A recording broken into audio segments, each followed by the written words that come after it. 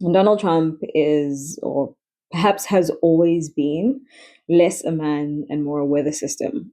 Loud, erratic, difficult to predict, yet oddly dependable in its chaos. Right now, as the president of the United States, again, because sequels apparently sell better than originals, he is running the country as though it were one of his golf resorts. There's lots of golden branding, unpredictable schedules, and membership perks for those willing to praise him loudly enough. To ask who is Donald Trump is to step into a hall of mirrors where each reflection mocks the last.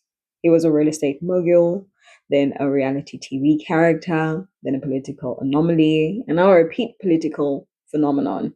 Americans say he is doing wild things in office, which could mean anything from trying to rename countries after himself to threatening trade wars during lunch.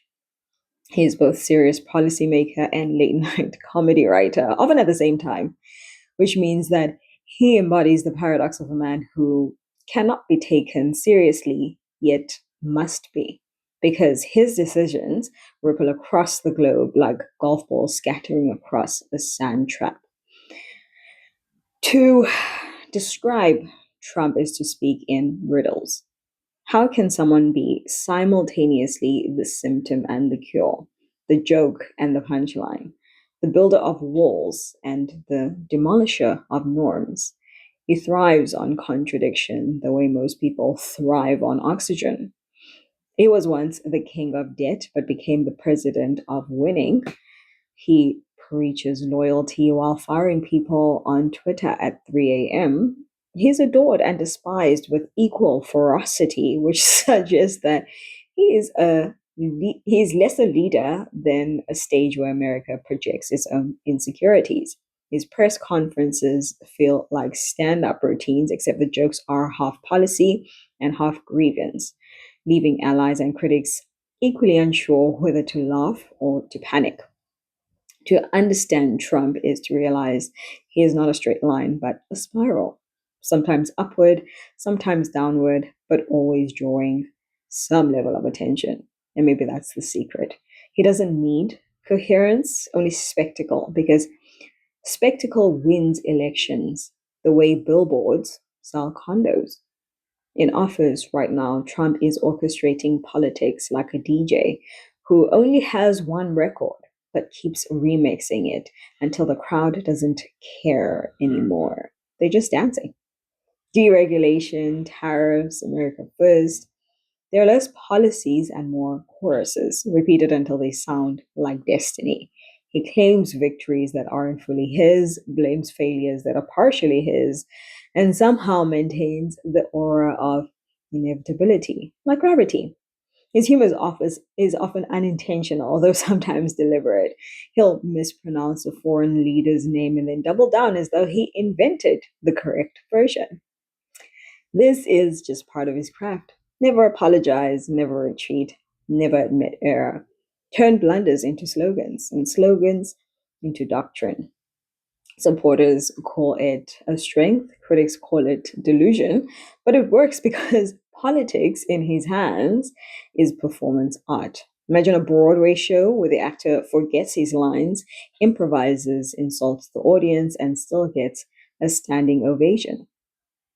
That's the Trump presidency, both maddening and mesmerizing. Of course, Trump is not merely a comic relief. He's also the embodiment of a global anxiety about leadership in the digital age. He tweets and markets shake. He rants and allies question treaties. He praises and stock prices rises. His power is less in policy detail and more in narrative control. He can shift an entire week's news cycle with a single insult.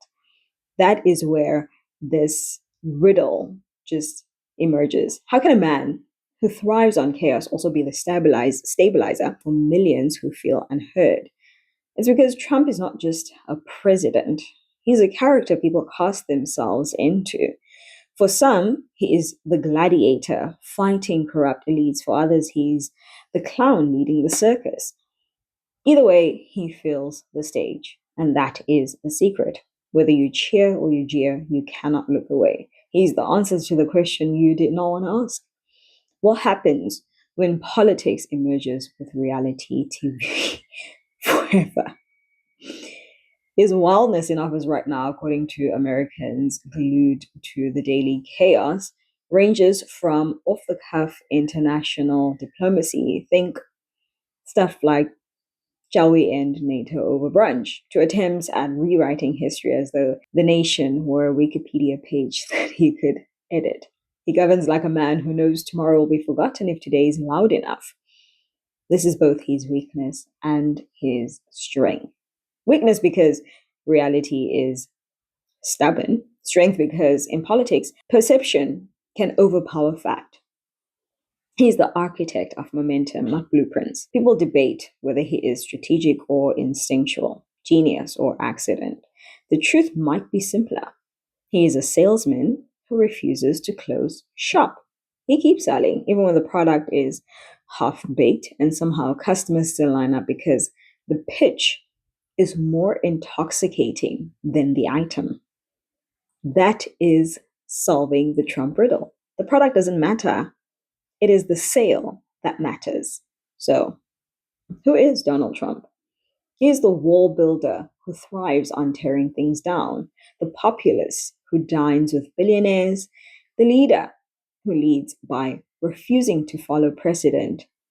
He is the joke that you're not supposed to laugh at but do anyway.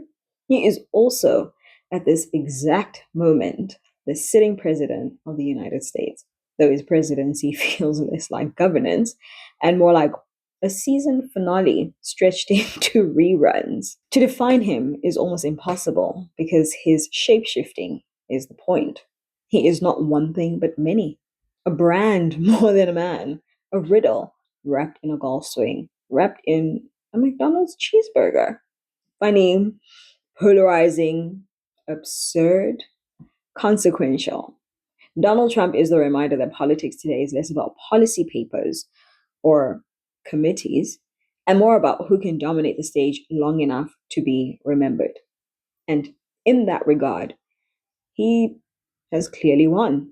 Because whether you love him or hate him, you're still talking about him right now.